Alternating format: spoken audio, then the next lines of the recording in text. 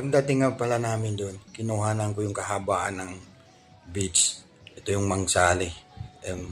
Gaano kaganda siya pagkagabi. Ang daming tao yan, punong-puno. Wala nga kami narentahan ng cottage kasi fully book ngayong araw na to. O ngayong gabi na to. Hindi man na maubos ang pagkain.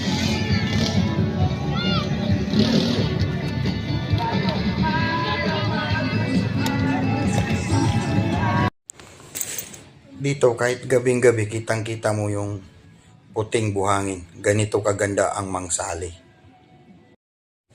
At ito nga pala, nag-prepare na kami pa uwi.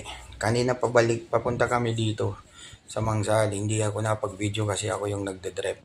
Pero ngayon, nag-video ako yung pauwi na kami. Nagliligpit na kami ng mga natira namin pagkain. Ang dami namin dalang pagkain. Wala kami palang town, guys. Hindi kami doon ng Mangsali. Ano naman, guys? Bye-bye, Mangsali. See you again.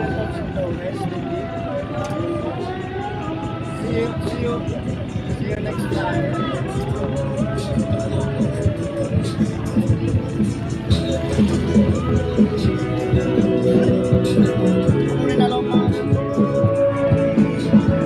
Hindi na tayo nag-overnight kasi ano eh, fully book ang mga cottage. Ibok lahat. Uwi na lang kami. Yung mga nagka-graduate kasi dito nagsiselebrate sa Mangsali Beach. Mangsali. Ha. Ito lang ito, located at Parang Sulu. Diba?